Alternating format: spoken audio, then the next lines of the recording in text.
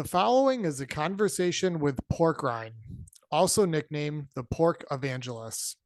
He is known across the country and overseas in East Africa for his work as an international livestock educator and local foods marketing expert.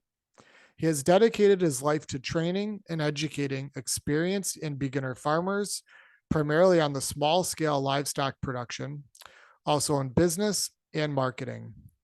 Pork Rhyne has been featured on ABC's show Localish, PBS's Resilient Agriculture, Mother Earth News, Homesteaders of America, and the Livestock Conservation Marketing Monday.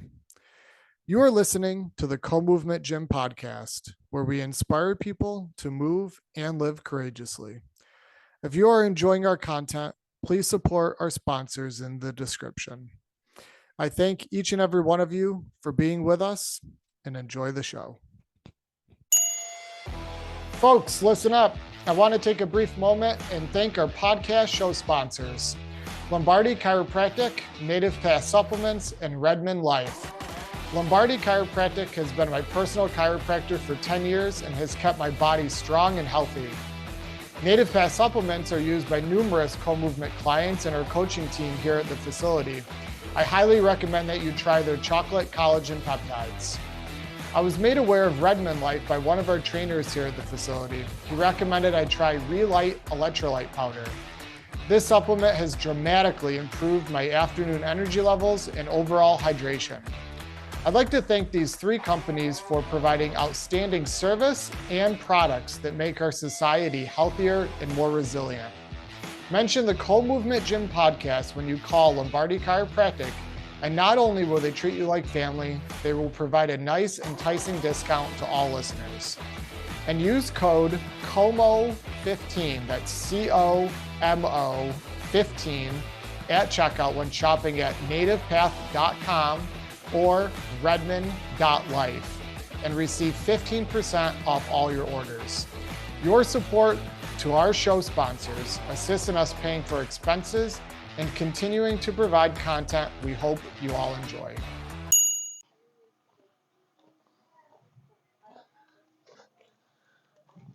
We're sitting here with Pork Rhyne. How you doing at Polyface Farm? Doing good. How are you, brother? I'm awesome, dude. So you had an amazing chat yesterday, and it inspired me to want to tell your story to young entrepreneurs, people that are looking at sort of branching out and doing their own thing, something, a vision, a calling. And you spoke so much about that yesterday. What advice do you have for young people that maybe want to work for themselves or create a brand? What would you tell them? Oh, good question. Well, I guess first quick introduction. My name's Rhyne, but people call me Pork Rhyne. If you know how to pronounce that, just hold out the Y and say Rhyne, and I promise you will not forget it, all right?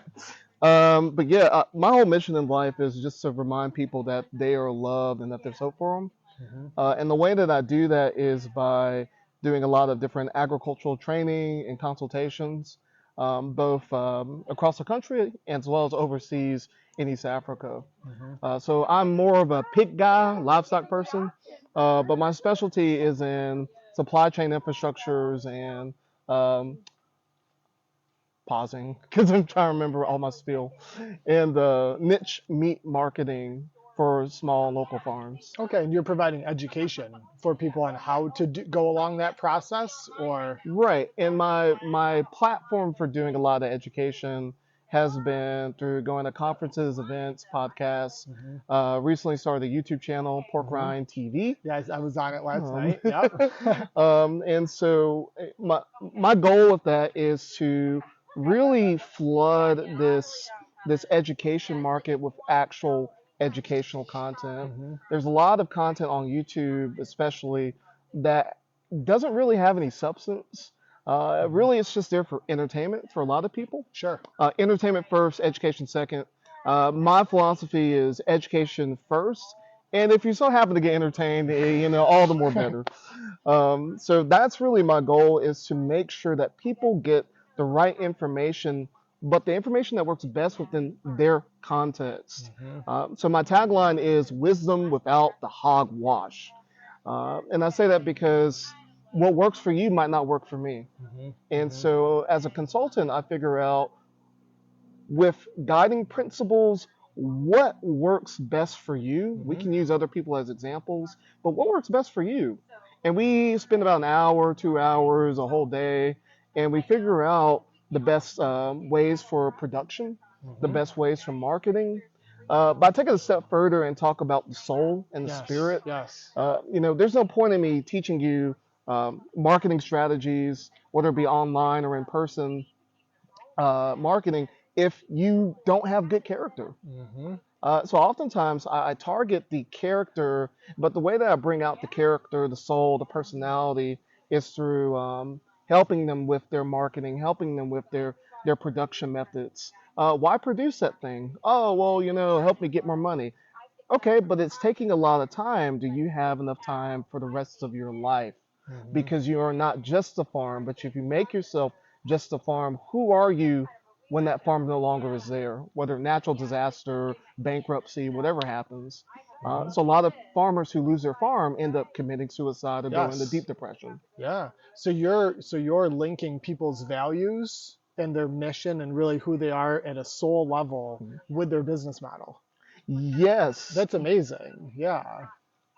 Exactly.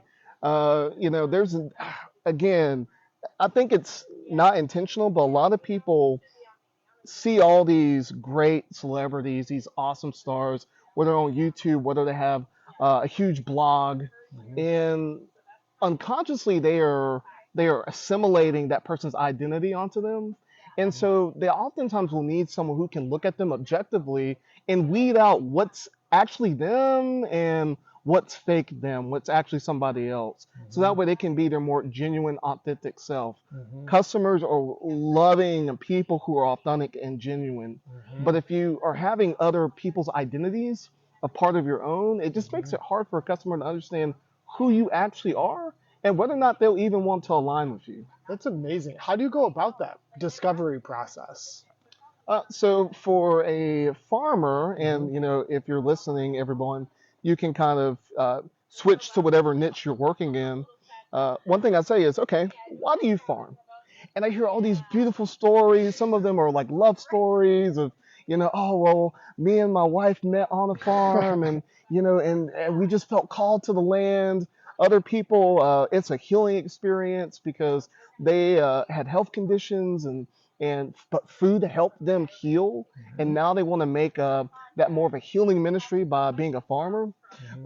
So I hear that story. I'm like, oh, great. And I'll pause. I let the feelings settle down. And I ask them a very good question. I ask them, so why do you have a farm business?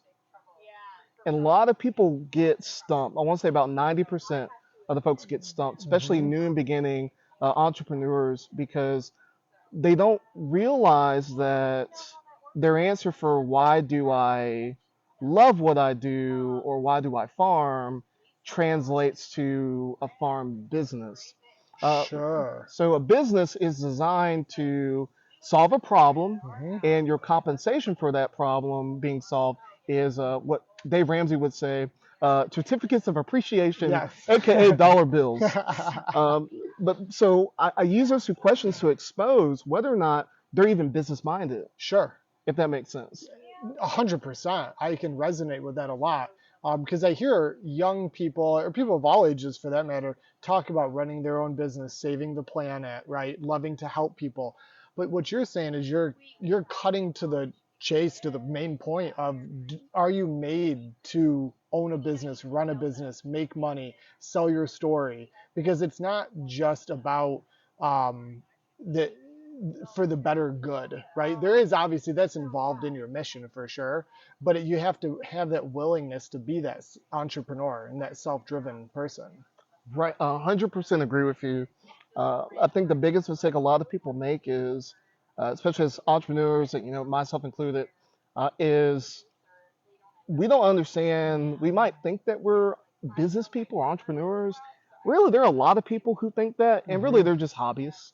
Agree. There are a lot of people who think that, but really they just want a job. Yes. Not necessarily want to own a business. And there's a huge difference, as you know.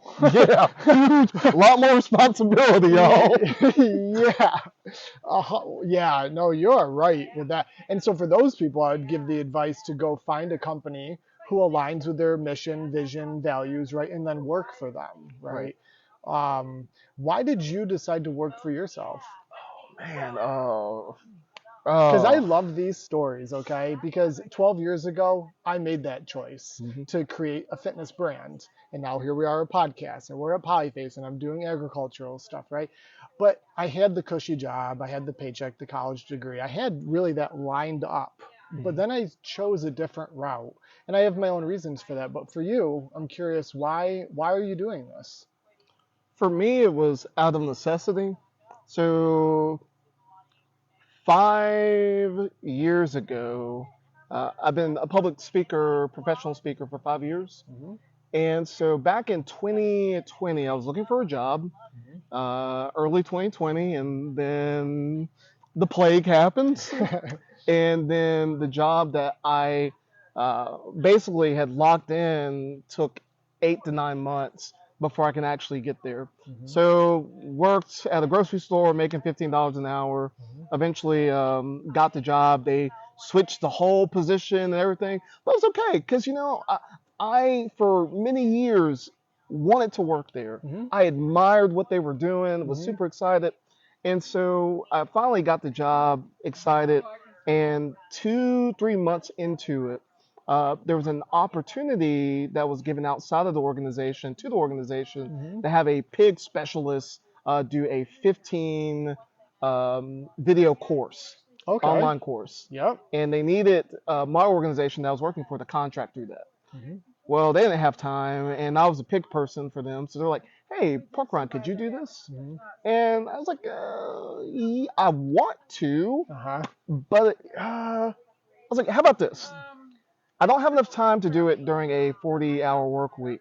Can I take it on as myself? And then whatever promotion you want me to do for the organization, totally fine. I'll do anything. And so my director, took a minute, came back a day later and said, sure, we can do that. He just signed this one-time waiver and we're good to go. I was like, okay, great. I was like, wait, what's this one-time waiver about? What did I sign? What is this about? And opens the door to my intellectual property agreement that I signed. Oh, wow, sure. And so I've been under that before, and usually the general consensus is, well, just don't sell our stuff.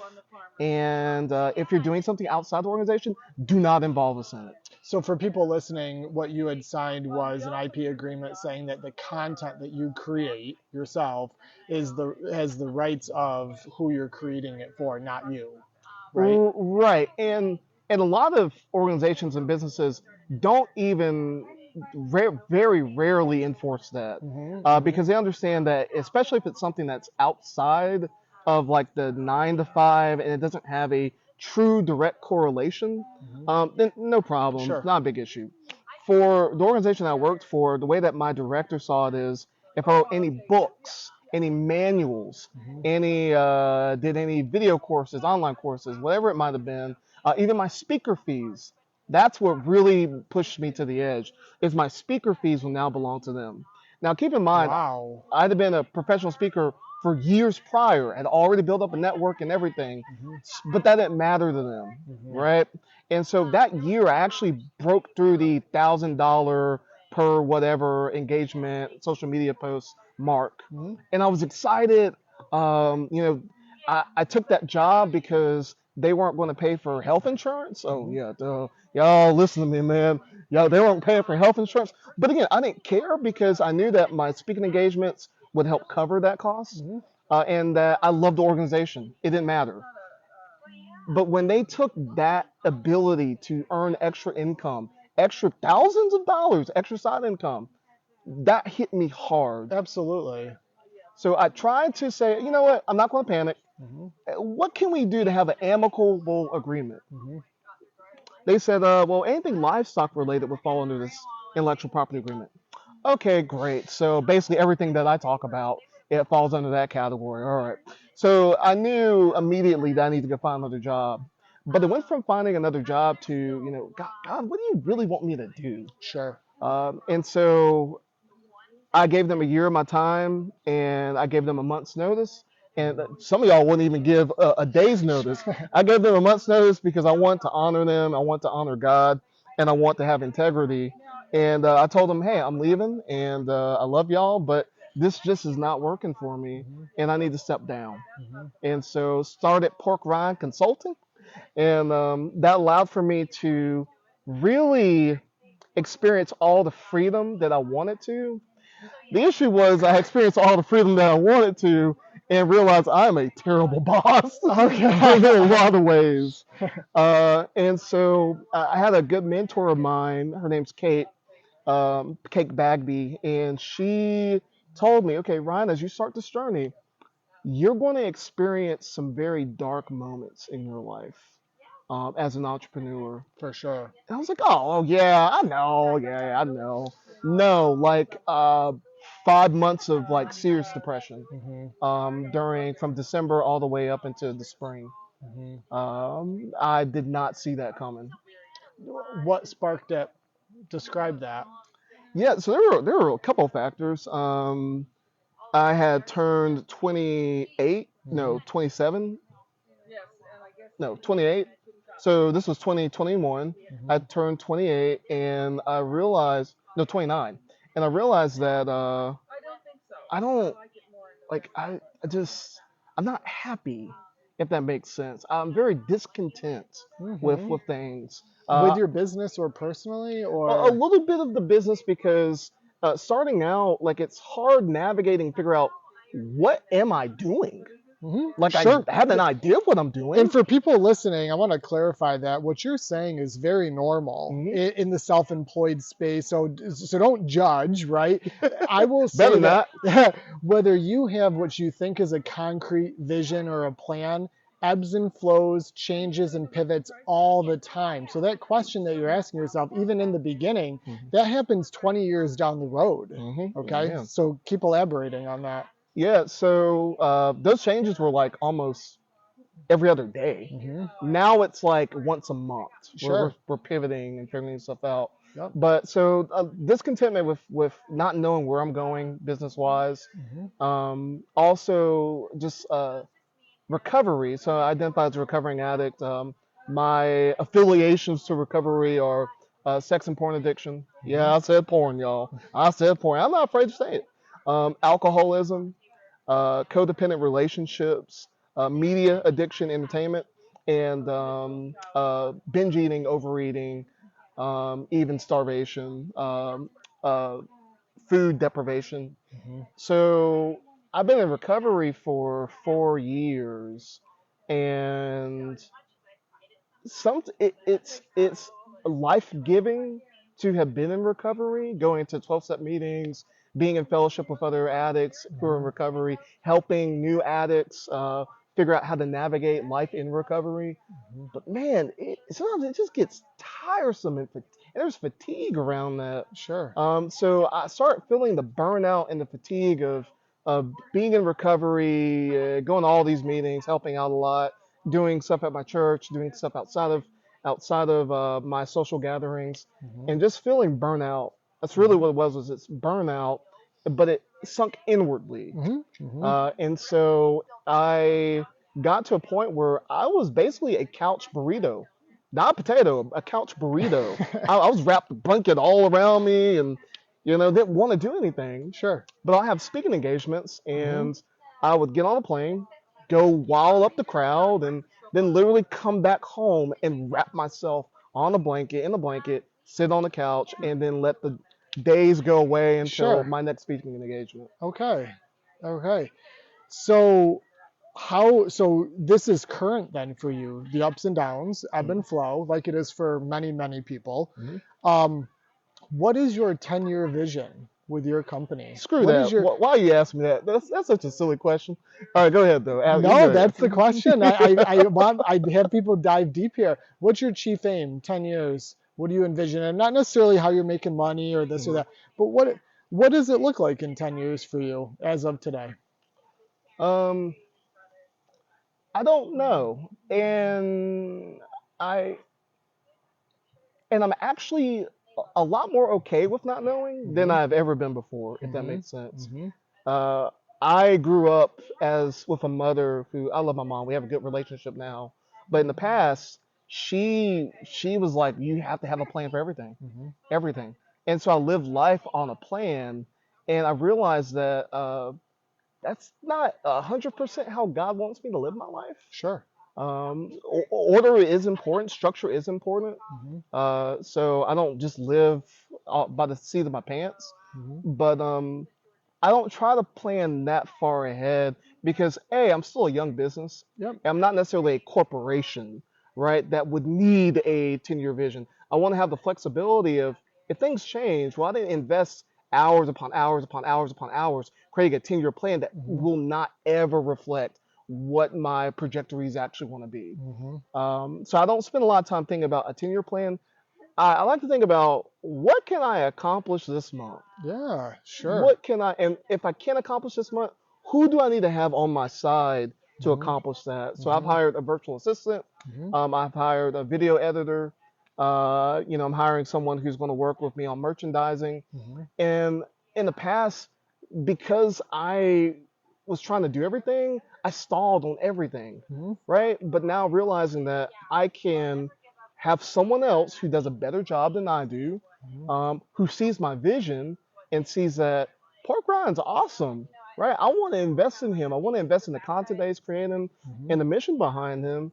Then that allows for me to have the flexibility to be free, focus more on myself in terms of personal growth, and give someone an opportunity to do what they already love to do. Yeah, through being educated with your content. Right. Yeah. So your vision then, maybe not 10 years, but you want to be a content creator, educational based for young business owners within the agricultural sector. That's a professional way of saying it. Yep. I don't look at myself that way. What I'd say is I want to continue and grow to be a more loving person than I am today. And by loving, I mean loving towards God, loving towards other people, and loving towards myself. Yes. And if I can do that, everything else will fall into place. When did you find God, or I wouldn't find God. your belief in a higher power? So I always grew up in church. I want to say around the time I was 14, 13, I accepted Jesus as my Lord and Savior. Really just my Savior. The Lord part took a while. But I did that in a time where I was really alone and afraid. And I saw that the things and circumstances that were happening in my life during that time were truly and utterly out of my control. And I felt utterly powerless in that. And I think God uses those opportunities to draw closer to people because we get to actually see that, oh, wait, I'm not God. For once, I'm not God. I don't have the control that I think I do. But I have a loving Father who is up in the sky, even though my father, biological father, abandoned me at 8. God never abandoned me. He's always been there for me. And even through that turbulent time, having a spirit beside me allowed for me to have peace of mind, allowed for me to have clarity over my life. But it's a growing relationship, right? It's not stagnant and still. It's not a one and done. So for me, in order to really develop God as my Lord, someone who I seek allegiance and obedience to, I think I was around 25 where I entered into addiction recovery. I realized that 2 years of agnosticism, fully believing that Jesus was Lord and King, God, but I couldn't see his power in my life. I tried to go deeper in the church and be discipled, but no one wanted to disciple me. Not because I was weird, but because no one would make time for me. No man would make time for me. That was a little bit traumatic because my father didn't make time for me. And so I relived that trauma of stepping out of my comfort zone to ask an older person, older male, can you help me navigate through life? And to be rejected by that, or to feel rejection, even if for them it's just a time issue, really hurt me deeply. Sure. I felt abandoned by the church in that aspect. I was struggling with porn addiction at that time. And in a crucial moment where I didn't understand what it meant to be a man, not a male, but a man, and not having the support that I needed, it broke me. So after that, I went into sex addiction, I went into alcoholism, codependent relationships, and that took away so much of my energy in my life. I had more success professionally and in college, but I was more miserable. I progressively got more miserable in my addiction. Interesting. Even though you were turning to the addictions for pleasure. Oh yeah. But isn't that an interesting inverse? Yeah. Right. Yeah. The thing we have in addiction is like it's fun at first, and then it's like fun lifts a little bit of problems, and then eventually it just becomes problems, right? That's a great way to put that. And for everyone listening, none of us are perfect. We're all struggling, ups and downs, and this journey of life is filled with challenges, questions, doubts, good times, bad times. And so I love your story because you're giving people permission to not be perfect. Hell yeah. Right? You ain't perfect, Amen and to that's that. okay. Yeah. Do you belong to a church now?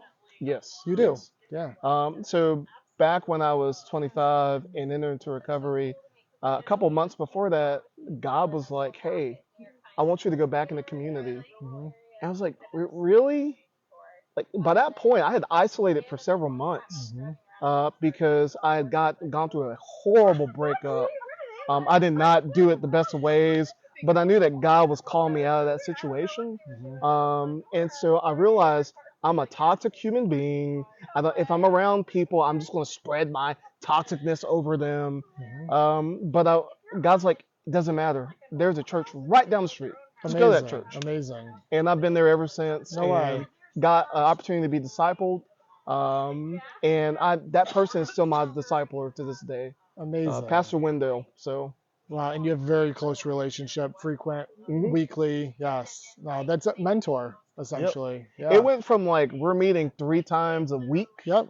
To now we meet every other week or at least twice a month. Yeah. Well, I think that you are very talented. I meet a lot of people. I talk to a lot of people. I see a tremendous potential in you. You're an amazing speaker. I like your business model, the brand, you. So for people listening, how can they find out more about you, your services, and everything great that you're doing? Yeah, good question. Y'all can find me at Pork Rhyne, RHYN as in Nancy, E as in Eagle.com. You can also find me on Instagram at pork.rhyne and on YouTube at Pork Rhyne TV. Those are good ways of contacting me, emailing me. And if I'm not just pigs. I talk a lot about recovery, but really mostly vulnerability. How do we create vulnerable communities?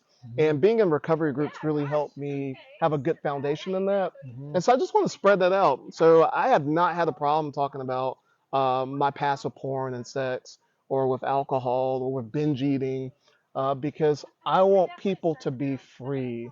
If it was one man's vulnerability that allowed for me to see that I didn't have to live in shame for the rest of my life. And so I want to be able to be vulnerable to your audience, whoever that might be, so that way they have an opportunity to realize that they truly are loved and that there is hope for them, that God really does love them and that there is hope in them. And you are a shining example of that. Thank you. Well, I appreciate you. Awesome. Thank you, Pork Rhyne.